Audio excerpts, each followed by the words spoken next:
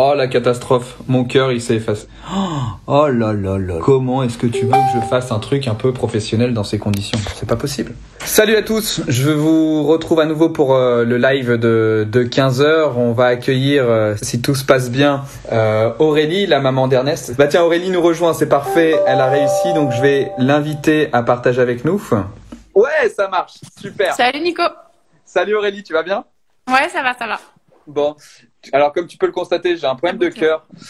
C'est clair. Je suis ravi de te retrouver Aurélie, donc c'est le deuxième, troisième, non c'est le quatrième live. Pourquoi t'as un cœur toi aussi? Pourquoi j'ai un cœur? Parce que je soutiens la journée de l'autisme, le 2 avril aujourd'hui, parce que je suis la maman d'Ernest, qui a 6 ans, touché par les DIC-15 et autiste. Alors avant de commencer, comment ça va? Et comment se passe également le confinement avec Ernest?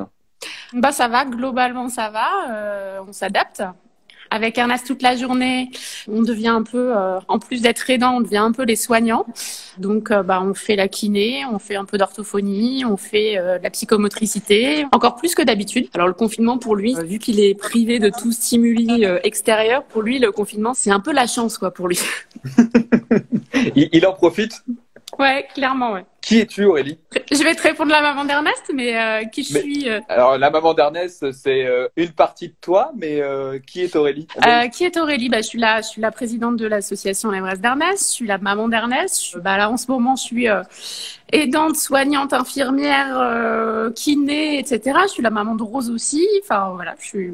Tu es un peu comme Magali tout à l'heure, ce que je disais, tu fais partie de ces personnes qu'on soutient dans l'association. Alors, en plus, tu es la présidente, donc je dirais qu'on n'a pas le choix. Oui, c'est clair. Mais tu es surtout une personne qui nous donne envie d'aider, qui est une personne assez incroyable avec tout ce que tu es capable de faire. Comment est la vie à la maison aujourd'hui avec Ernest, avec Rose? Comment est-ce que vous faites? On jongle encore plus que d'habitude. On fait l'école à Rose.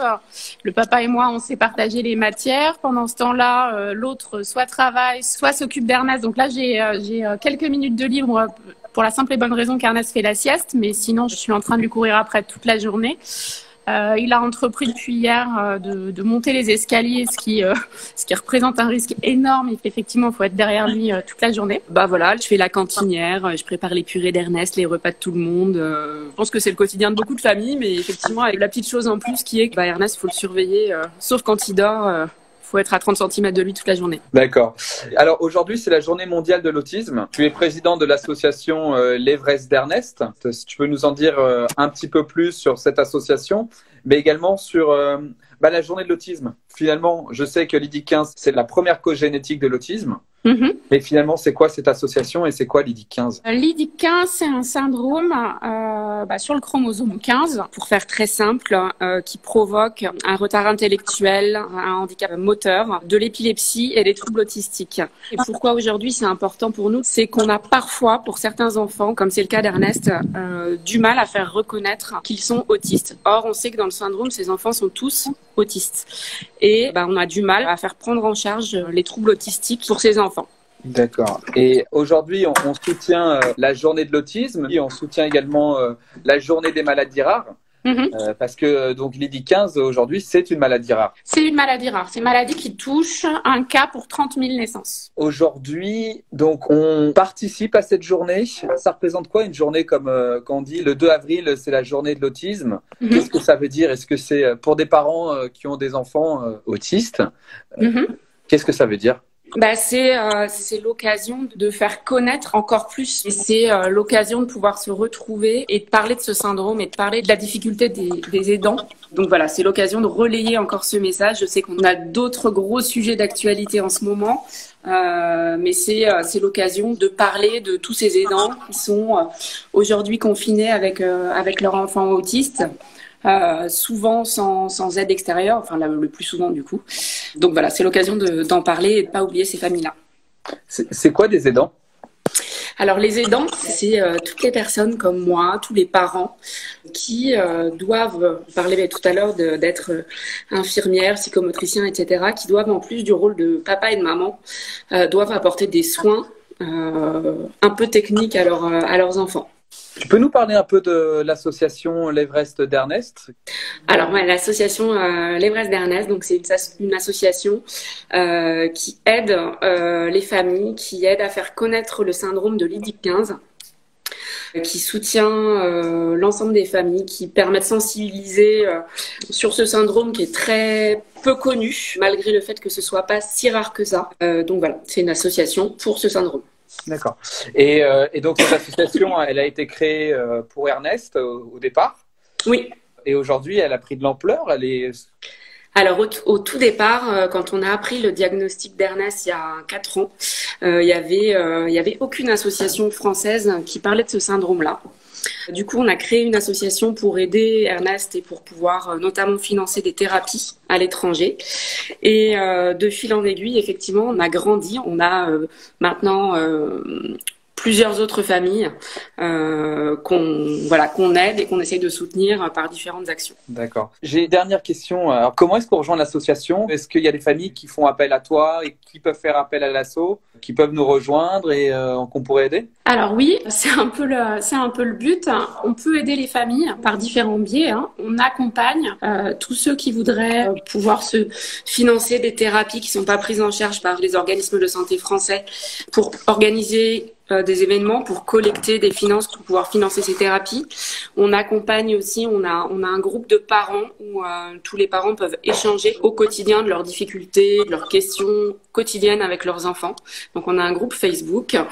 Beaucoup d'autres choses. Effectivement, l'idée c'est de rompre un peu l'isolement que peuvent connaître les familles, pour qui souvent les médecins ne connaissent pas beaucoup le syndrome, etc. Donc rompre l'isolement, c'est quelque chose qui est important et sur lequel on essaye d'œuvrer, et surtout en ce moment dans une période un peu particulière. Mais c'est vrai qu'un des constats qu'on peut faire dans l'association, c'est que les familles avec des enfants autistes ou IDI-15 sont souvent seules et à la recherche de soutien, et c'est là où tu interviens, où l'association intervient. Ouais, exactement. Alors là, tu as vu, on a tous les deux un cœur sur la joue, il est beaucoup plus beau que le mien. Jean-Marie pose une question intéressante, c'est quoi cet engouement aujourd'hui sur les réseaux? Est-ce que tu sais nous expliquer le challenge ou pas encore? Je vais te laisser le faire, Nico, peut-être. Alors je vais le faire. Aujourd'hui, donc c'est la journée mondiale de l'autisme et on a décidé de remplir et de mettre un maximum de cœurs bleus sur l'ensemble des réseaux sociaux. Donc que ça soit Instagram, Twitter, Facebook, sur nos comptes, LinkedIn également. On met des cœurs bleus parce que l'autisme, le symbole, il est bleu, c'est tous en bleu. Et nous, on apporte notre pierre à l'édifice et on essaye d'en faire parler plus. Si il y a une question que je t'ai pas posée sur laquelle tu voudrais répondre, ça serait laquelle? Le cadeau, merci. Qu'est-ce qu'on mange ce soir?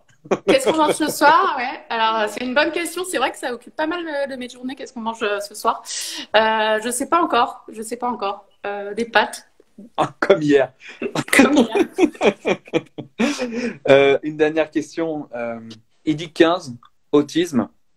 Comment est-ce qu'on fait pour tenir et pour être des parents qui ont toujours le sourire? C'est pas évident de répondre comme ça. Nous, on se dit que c'est toujours mieux d'avoir le sourire, que si on se lève en faisant la gueule, il y a peu de chances qu'on arrive à faire quoi que ce soit. Donc, en fait, c'est la seule vraie issue, de continuer de sourire, d'essayer de se contenter de ce qu'on a, des petits progrès. On a la chance d'avoir des enfants qui peuvent progresser.